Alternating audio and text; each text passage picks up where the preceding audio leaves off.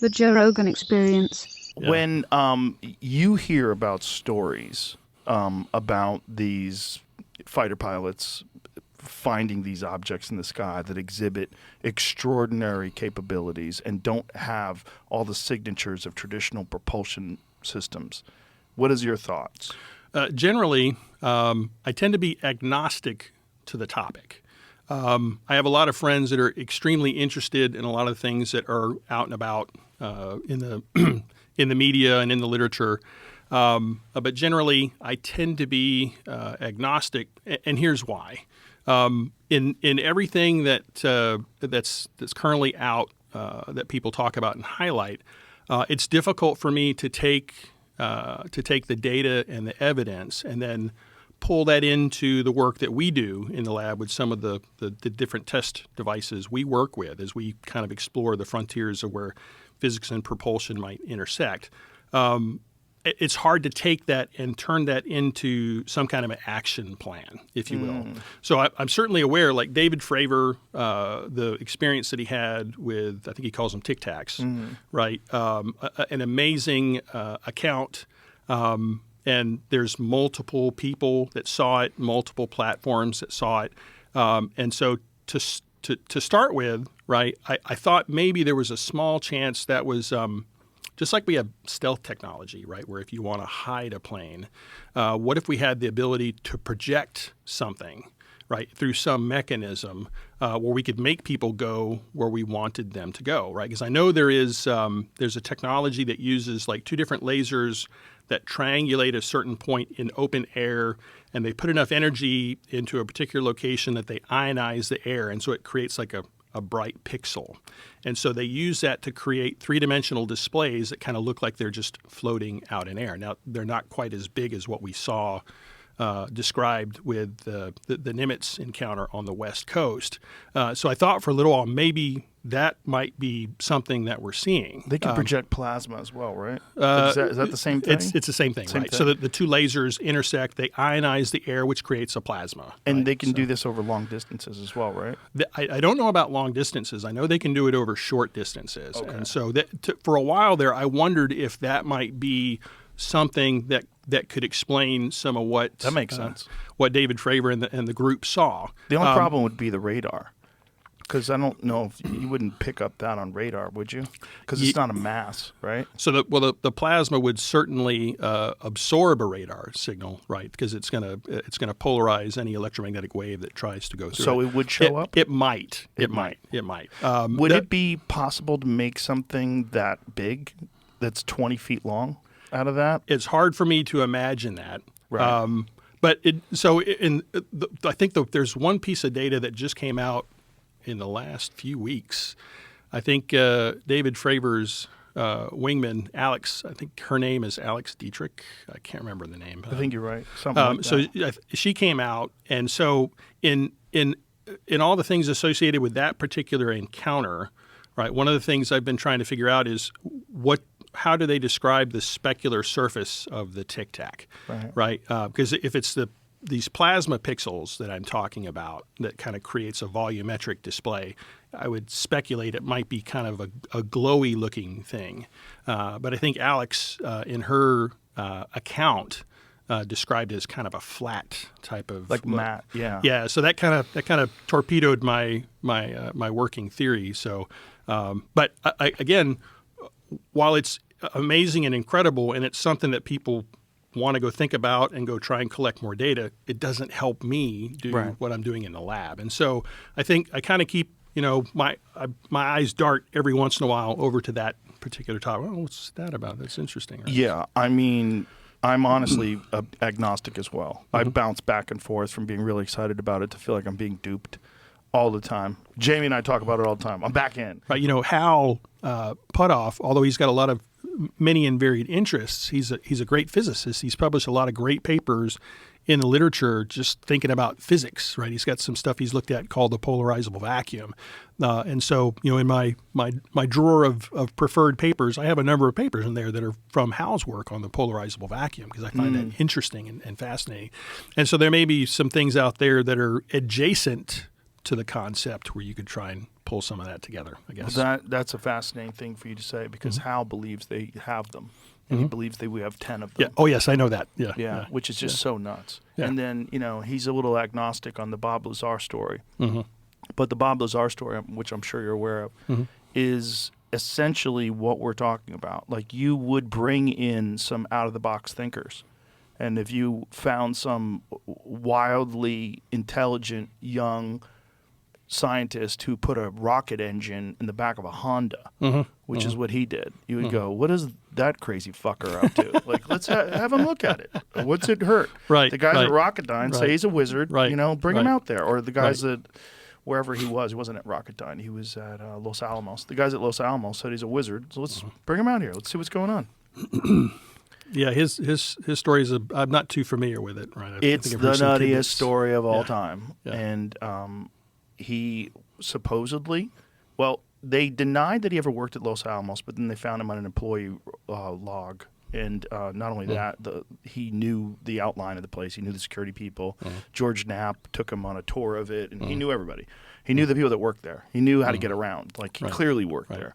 So that's interesting that they tried to deny that he ever worked there. And then from there, he gets this job where he is flown out to the desert to Area 51 Site 4.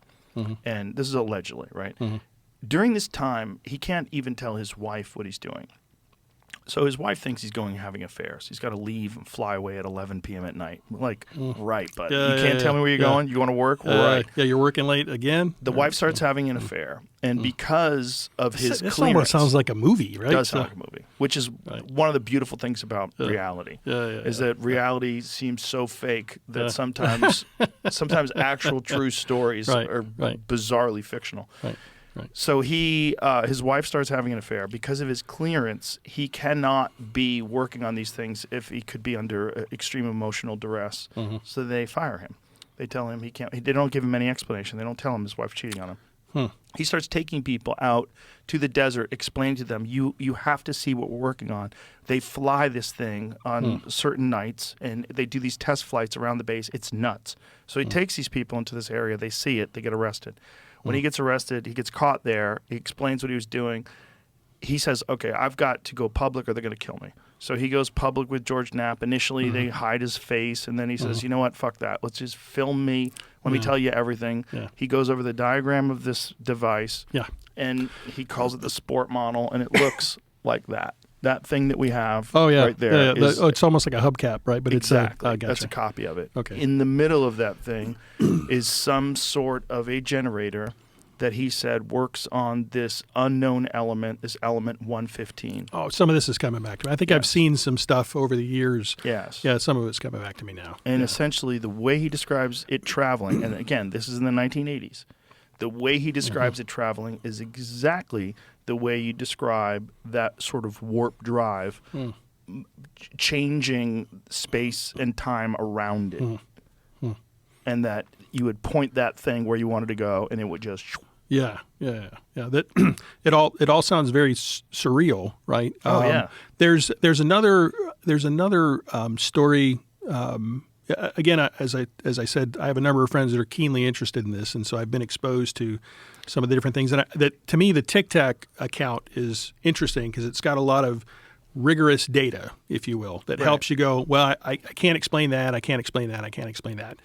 There is another accounting that I just put in the category, my brain doesn't even know what to make of it, and it's the concept of Rendlesham Forest. I don't know if that rings a bell. There's something over in the UK where there's a base over there, and some airmen came across some very weird. I can't even begin to describe. I'm not sure if I know this one. It's pretty bizarre. I don't know it well enough to unpack it today, other than to say it's so bizarre that when you listen to the accounts that were recorded, right, it doesn't make any sense. It's like, if you think about if you watch an octopus in an aquarium, right, and the octopus is doing something, you can sometimes understand what their motivation is. There's like a cross-species ability to it's like communication but without words, right? That octopus wants to go eat that little crab or whatever the case may be. And so our chemical computers, even though they're different, we can look at their behavior and we can go, all right, I think I understand what that octopus might be wanting to do today, or a shark or a dog or a porpoise. But when you hear what happened in that Rendlesham forest thing, it breaks all of my guessing machine, and I it's like, what is the story? A colonel and some airmen reported some weird stuff that was going on in Rendlesham Forest. Yeah, and they went out and tried to investigate it, and they saw some. Again, I'm doing such a terrible job of summarizing it because I don't really know the lore very well. But here it is right here. Everything they saw was very bizarre and crazy looking. We can read it. Right? It says, 40 years ago, a remote forest in Suffolk was the scene of one of the most famous purported UFO sightings in history. So just what did happen, and will we ever know for sure? Victor Thurnkettle was out chopping wood one morning in Rendlesham Forest in late December 1980 when a car drew up. Out stepped two men, aged about 30, dressed in suits. "Good morning. Do you mind if we ask you some questions?" asked one in a well-spoken English accent. Earlier, on 26 and 28 of December, United States Air Force security personnel stationed at nearby RAF Woodbridge had reported seeing strange lights in the surrounding forest. Forestry worker Mr. Thurnkettle, unannounced and unidentified visitors, asked if he had been out the previous night. I said no, he recalls. They said, "Did you leave the house at all? Did you see anything?" I said, "What?"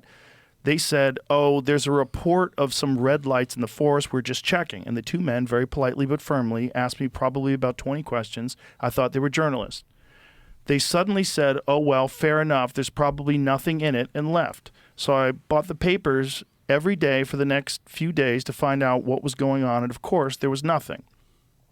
3 years later, however, sightings made the News of the World front page story. It proclaimed UFO lands in Suffolk, and that's official. The story was based on a memo from RAF Woodbridge Deputy Base Commander Lieutenant Colonel Charles Halt to the Ministry of Defense. It was released by the U.S. government, described as an encounter with an apparent UFO in the forest. Since then, the sightings have been the source of much debate and speculation among UFO enthusiasts and the subject of numerous books, articles, and TV programs. In March, a documentary concluded the sightings had achieved legend status like the Loch Ness or King Arthur.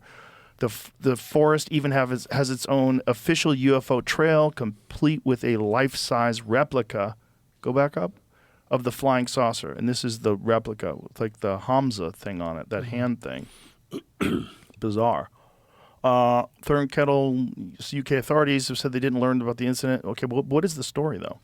Let's get to, what is the story? Scroll down more.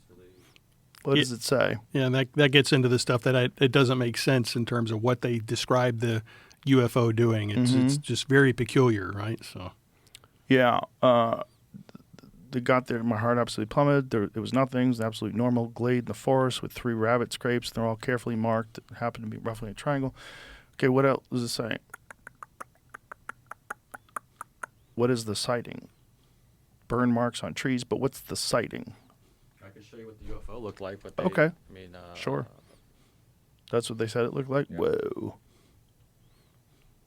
And it had those markings on it? I Googled it. My Google search said that Grush brought it up when he was on here, but I couldn't find even clips about it, so I don't know that we went that deep into it. How bizarre is it that it has that symbol? What is that? That's an ancient Hindu symbol, correct? That Hamza symbol? I don't know. These are different symbols. Oh, they're different. Yeah. That looks very weird. Yeah. Huh. So what about this one stands out to you?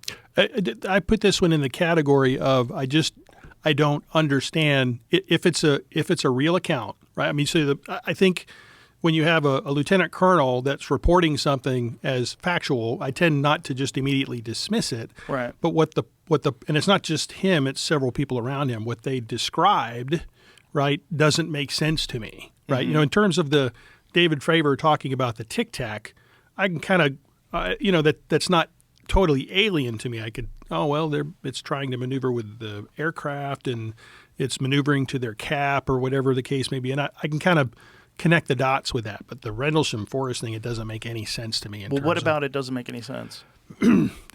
What they saw, why it was doing what it was doing. What was it doing? It just was out in the woods. It was out in the woods with blinky lights and doing weird stuff.